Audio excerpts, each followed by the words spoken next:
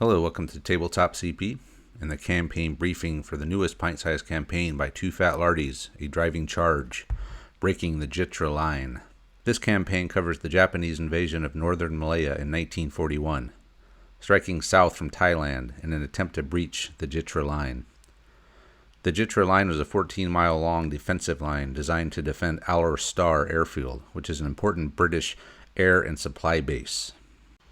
The campaign map represents 12 miles of road between Changlung and Jitra, with the ultimate Japanese objective of Al Star just off map to the south.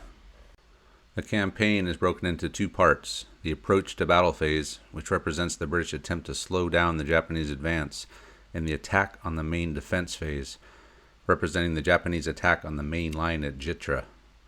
There are 5 rungs to the ladder, the first 3 being the approach to battle phase, while rungs 4 and 5 are the attack the main defense phase. The first phase is fought by Green Indian troops, with the second phase being fought by better equipped British and Indian troops. There is a possibility for a 6th game, which is a British counterattack should both sides split games 4 and 5. This would also be fought by regular troops. The missions played on each are taken from the main rulebook, but modified for the campaign. Scenario 1 through 3 can be fought as many times as needed for the Japanese to claim victory. Scenarios 4 and 5 are fought just once, simultaneously, on the same campaign turn. Each turn the British hold the Japanese in the approach to battle phase, they gain an additional support point for the second phase battles. However, each time the Japanese capture a British line of communication marker in the first phase, they will reduce the British support points in the second phase by 1. Every action fought in phases 1 through 3 take 1 campaign turn. The Japanese may spend a campaign turn performing reconnaissance, which will allow them to attack the board from the long table edge instead of the short table edge. Some scenarios will allow the Japanese to perform a driving charge. If the Japanese win a major victory in a battle by routing the British force with 0 force morale, or holding their line of communication marker at the end of a turn causing a disorderly withdrawal, they can immediately attack into the next map in the same campaign turn. They can do this more than once. If the British destroy the bridge in Scenario 1 or 3, the Japanese may not bring any armor in the next campaign turn until their engineers can fix the bridge. The Japanese retain initiative throughout the campaign, attacking in each scenario, the only exception being Game 6 should it be needed, which is the British counterattack. It is monsoon season, and a monsoon may affect the campaign. At the start of Scenario 1, on a roll of 1 or 2, a monsoon is in effect for the first turn of the game. The monsoon rules are in the Far East Handbook. If no monsoon happens in Game 1, roll again in subsequent turns with an increasing chance it will arrive. If a monsoon occurs, the Japanese will get 2 free patrol marker moves and initiative in the first phase of the game. If the British hold tables 4 and 5 by the start of the campaign turn 7, they win the campaign, being able to withdraw successfully from their positions. If the Japanese win both games 4 and 5, they win a major victory. If either of these happen, Game 6 is not played. If the British win one of the battles for tables 4 or 5, then it triggers Game 6, the counterattack, and whoever wins that game wins the campaign.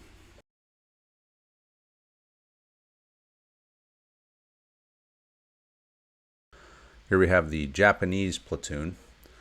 So it has a senior leader with pistol and sword, and it also has an inferior senior leader with a rifle. There's 3 squads, all rather large. There's a junior leader with rifle, a 4-man LMG team, and an 8-man rifle team. And there's also a grenade discharger squad consisting of 3 teams, each with a grenade discharger and 3 crew.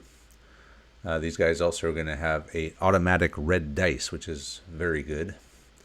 And these guys are going to have to fight through the first phase of the campaign by themselves. The Japanese will get 2 platoons for the campaign, 1 for phase 1 and a second one available for phase 2. The Japanese player must decide which battle to use their fresh platoon and which to use the original in. The Japanese platoon used for phase 1 tracks casualties using the At the Sharp End supplement for chain of command. They also have 9 tanks available, 6 of those being Type 95 Hago and the rest being Type 97 Chihas. And once destroyed, these tanks cannot be replaced. The Japanese start with their CO's opinion at 0, their men's opinion at +2, and their personal opinion as confident.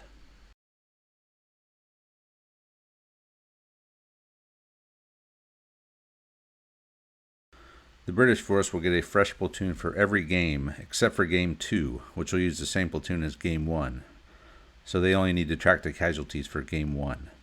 They start with their CO and men's opinion at 0, and their personal outlook as thoughtful. So starting off, we're going to have a green Indian platoon. Green troops are a little different in this one. So they are targeted in the same way as regular troops now, instead of being easier to hit by 1. But they reduce the number of shots rolled per shock by 1 per shock instead of 1 every 2 shock. And there's no -2 on their force morale roll, and they may deploy 6 inches from the jump-off point. So as we can see, this Indian recruit platoon is quite a bit different than a regular British platoon. They still have 2 senior leaders, 1 inferior senior leader. They have the first section is a LMG squad, basically. So they have LMG team and an 8-man rifle team with a junior leader with rifle. But the last 2 sections are all rifles, junior leader with rifle, and 11 riflemen each. So there's a lot of riflemen in here. But they are green.